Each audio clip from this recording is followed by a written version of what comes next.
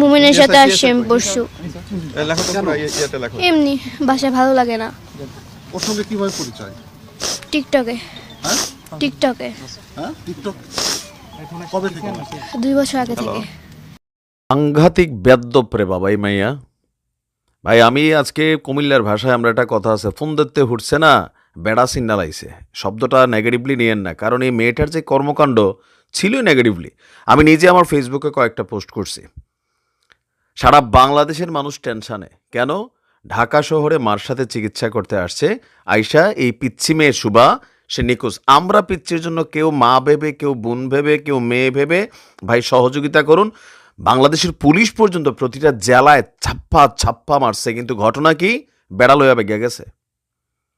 তাই টিকটকার কথা বলছেন নি, মানে আশ্চর্য। এদের কারণে হয় কি, যে প্রকৃতপক্ষে যখন কেউ নিখোঁজ হয়, আমরা এই যে মুহূর্তের মধ্যে একটা নিউজ আমরা কেউ হয়তো পোস্ট করি, আমাদের যারা পেজগুলো আছে, ইউটিউব আছে, কেউ ভাইরাল করি, তো দেখা যায় যে মাঝে মাঝে এরকম 11 বছর একটা পিচ্ছি মেয়ে বেড়া চিন্না লাইছে। আপনি ঘটনা দেখেন, রাজধানীর মোহাম্মদপুর এলাকা থেকে নিখোঁজ এই 11 বছর বয়সী শিশু আরাবি ইসলাম শুভা, তারা পাওয়া গেছে কোথায়? নওগাঁ থেকে। তো নওগাঁ থেকে কারা উদ্ধার করছে? আমাদের পুলিশ উদ্ধার করছে। এই বিষয়ে সুবার আপনারা যে প্রথমে ভিডিওর অংশ দেখছেন, এই বেদ্যপরে দেখে মনে হয় যে এটা থাকে না যে অল্প বয়সে পাক্কা গেছে, এটির দৌড়ে বিয়া শাদী দিয়া দেওয়ান দরকার। তার বক্তব্য যে সে নিজ ইচ্ছায় সে ঢাকা থেকে আসছে। তো কার সাথে তুই ঢাকা থেকে গেলি এতটুকু পিচ্ছি পুরি? কয়েকজন টিকটকার লগে গেছে। তো নাম কি তার? মমিন। মমিনে কামসাইরা দিছে। হ্যাঁ, তো সুবার নিজে নাকি একজন টিকটকার। তো সুবার মা বাপরে ধরে কানে গালে মনে করলেন 2-4টা রূপসাজু তার ভালোবাসা দেওয়া দরকার।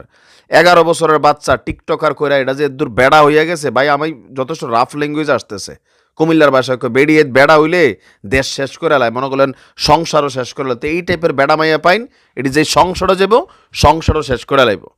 তো ঘটনার সূত্রপাত কি? মমিন রে কেমনে চিনে?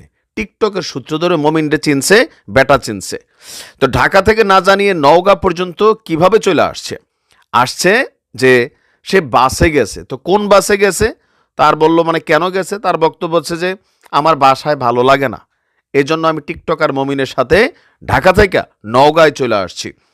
আমাদের পুলিশ কমিশনার যিনি মোহাম্মদপুর জোনের আছেন, এডিসি জুয়েল ভাই, তিনি বলছেন এটা প্রেম সম্পর্কিত ঘটনা। নওগাঁর এক ছেলের সাথে এই পিচ্ছি পালাইছে। নওগাঁয় ওই ছেলের বাড়িতেই এই মেয়েরে খুঁজে পাওয়া গেছে। আর এই ঘটনায় মেয়ের বাবা তিনি কোনো সহযোগিতা করেন নাই। পুলিশকে সহযোগিতা করা দরকার ছিল। এবার আর জি যে ফাইকা গেছে গিয়া কিতা করবো, বাপ মাও বিপদ। বেদ্যপ যদি হইয়া যায় তখন বাপ মা বিপদ পড়ে। কেন? এটি বাপের বাই তো বাপ মারে কাল কাল করে খায়, জামাইয়ের বাইর কিন্তু এগুলা বাপ মারে কাল কাল করে খায়, অবশ্য কিলমুড়ো খায়, অনেকে আছে। তো পুলিশের বক্তব্য যে কালকে থেকে পুলিশের অসংখ্য টিম কষ্ট করছে, কিন্তু মেয়ের পরিবার থেকে ছেলের পরিবারে বলা হচ্ছে যে তারা না যাওয়া পর্যন্ত যেন কোনোভাবেই পুলিশের হাতে হস্তান্তর করা না হয়। এর আগে বরিশাল থেকে মায়ের চিকিৎসা করাতে পরিবারের সাথে ঢাকায় আসে শুভা।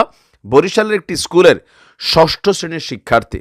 গত রবিবার সন্ধ্যা 6টার দিকে কৃষি মার্কেট এলাকা থেকে নিখোঁজ হয়েছে শুভা। এরপর সারা বাংলাদেশে তোলপাড়। আজকে দেখলাম তাই বেড়া লইয়া যাইয়া সংসার করতে গেছে, টিকটকার করতে গেছে, মানে রূপসা জুতা দিয়া যেই পরিমাণ বাইরানি দরকার তার চেহারা টেরা নষ্ট করলেন দরকার, তার মা বাপরে দিয়া কি আরে এটি ডাক ফরায় সমাজে। আমি আশ্চর্য হয়েছি, কালকে থেকে আমরা নিজেরা কতগুলো পোস্ট করছি, মানে এগুলো দেখলে হয় কি যে আমার গোসাটা কোন জায়গায়। দেখেন প্রতিদিন অরিজিনালি নিখোঁজ হয় অনেকে। এখন কোনটা অরিজিনালি নিখোঁজ হচ্ছে, কোনটাই অল্প বয়সে বেড়া চিনছে, কোনটা বাপমার মতন, এটির বাপমারও খবর নাই।